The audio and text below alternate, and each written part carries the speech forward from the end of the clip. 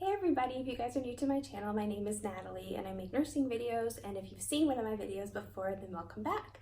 So today I got a request to talk about how to take a manual blood pressure, and I thought that was super important because even when you do start clinical in the hospital, usually you're going to use an automatic one and it's super simple, super easy. But in case that the power goes out or there's any issue that it might not be working, it really is important to know how to take a manual. So that's what we're going to be talking about today. So first things first, you need your blood pressure cuff, or a sphygmomanometer is how it's the technical term. You need your stethoscope, and then you need a paper and a pen. So before you even start taking a manual blood pressure, you need to make sure that the cuff is the correct size for your patient. So when they mean that, this is the cuff part. So this is what goes around the patient's arm.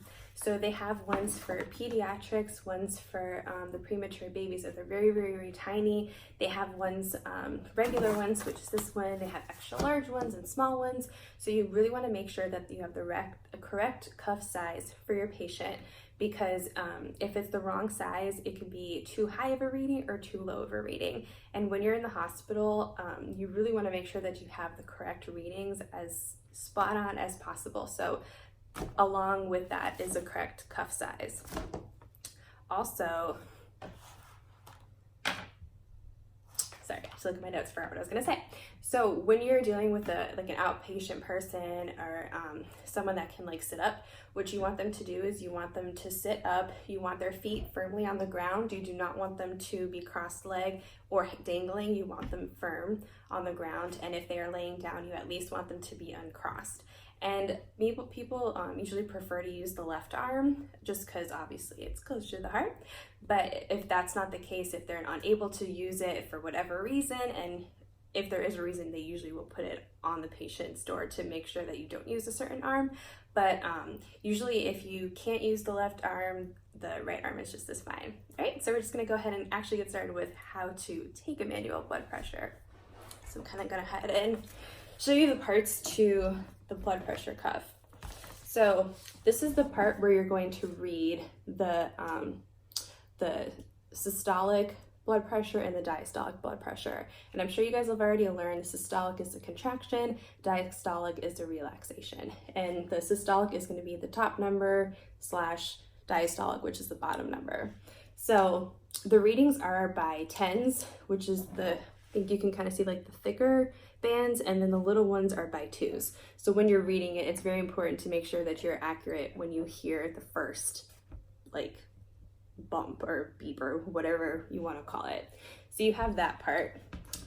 Then you have this part, which is where you pump up, okay?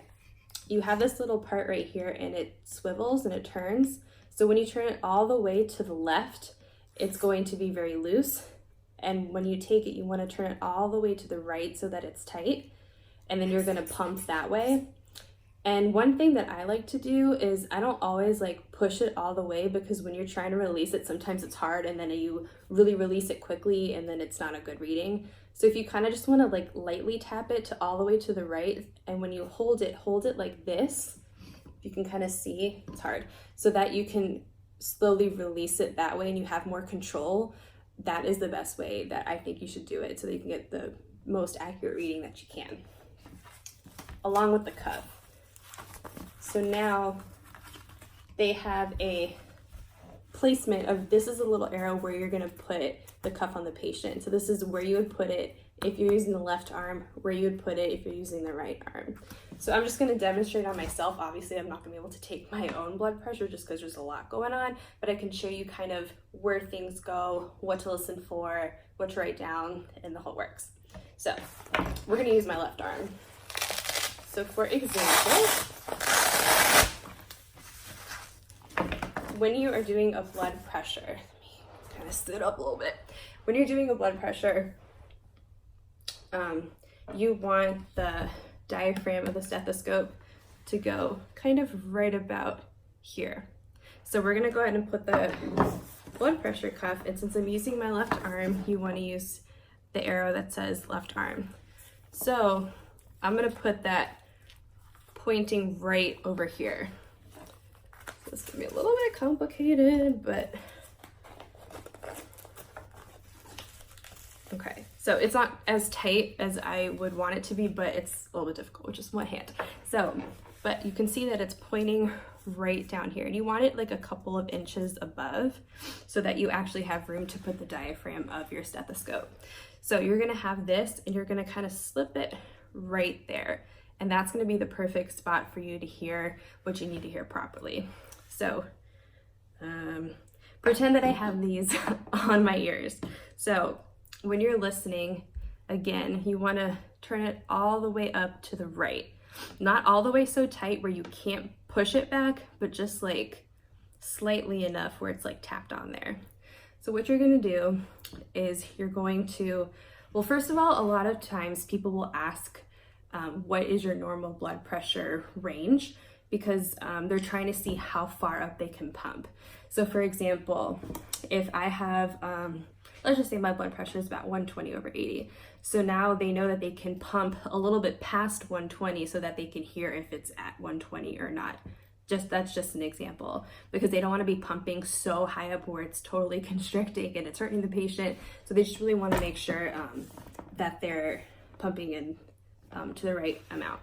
So basically what you do, tap it to the right, you're gonna pump, so you can kind of see that it's pumping right here. And then you're also reading here. So I pumped a little bit too high, but you see how it went through. So now I'm going to release it just to show you how it goes.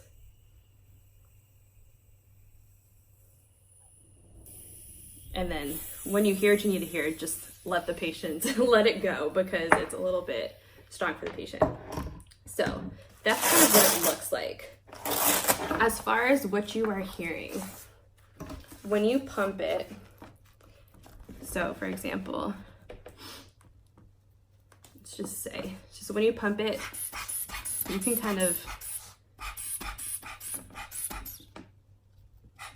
okay, well, it's on my arm. Let's try it on my arm. When you're with me, baby, don't you see that I'm shining? 'Cause when you're with me, baby, don't you see that I'm shining? 'Cause when you're with me, baby, don't you see that I'm shining? 'Cause when you're with me, baby, don't you see that I'm shining? 'Cause when you're with me, baby, don't you see? Okay, so it's not on like quite well, but it's just to show you kind of how it's supposed to look. So for example, you can see when I'm pumping that this is going to move up. So I said about 120, so we're gonna pump to about like 140. So now you wanna slowly release to see how slow it goes. Do you see how slow it's moving down? So you have time to hear what you need to hear. So the first thing you're gonna hear, you're not gonna hear anything, and then you're gonna hear first like blub, blub. That first little blub that you hear, that's gonna be what you write down as your systolic blood pressure. It's gonna keep going down, it's gonna keep going blub, blub, blub, but then it's gonna get softer and softer and softer. When you hear that last little blub, it's very, very soft. That's gonna be your diastolic blood pressure, and as soon as you hear that, let it go, because you don't want to put any more pressure on your patient. So that's kind of how that goes. It definitely takes some time. Let me tell you, it is not the most simple thing to do. So don't get discouraged if it's not like super intuitive or it's not something that you master quite quickly, because really it's just something that takes a lot of practice. That's why I always like to have this, well, I like to have this with me while I was in nursing school, so I can practice on people. And it's really good to practice on all types of people, different ages, different genders, if someone has, you know, heart issues or not, just so you can kind of hear different blood pressures. And that's kind of just like the general gist of it. So as long as you kind of, the thing that's hard to master really is this pump, because sometimes when people release it, it's way too fast and then you don't hear anything or you missed it. And then you have to do it again, and then the patient's not happy because you have to do it again, and it's like a whole thing. So you just really kind of want to master. I think what I used to do was really just like practice pumping and like slowly releasing and just seeing, you know, this kind of move down so that I can actually hear the readings properly. So again, the systolic blood pressure. You're gonna hear nothing when it's slowly going down. As soon as you hear the first blub, that's gonna be your systolic blood pressure. So keep that in your head. You're not gonna do that and write it down and keep going. Keep it in your head. It's gonna go blub, blub, blub, blub, whatever for as many times. As soon as you hear the last blub, it's very subtle. It's very like point, like you can sometimes barely hear it. Once you hear that last little thing and you don't hear anything else, that's gonna be your diastolic blood pressure. And then again, release this because you don't wanna keep this on here. Please don't forget to release this because if you're gonna keep your patient on with this heavy pressure, it's not fun. Okay, so that's kind of the general gist of it. So I hope this helped you guys. If you guys have any more questions, I know that it's a little bit, there's not really much more to go into it just because it's kind of just something that you need to practice, but that's just basically the general gist of how to use it, what the different parts are, and yeah, so if you guys have any questions, please leave me a comment in the comments below. I hope you consider subscribing to me. I make nursing videos and I try to do it every single week. If you guys have any requests of what you would like me to do, please go ahead and also leave a comment down below. That's how I made this video. Thank you guys so much for watching. I hope you guys have a wonderful day, night, afternoon, whatever it may be. Remember to always, always, always believe in yourself, and remember to not get discouraged. You will master this. It will take time, but you guys will be okay. All right, and you guys have a good one.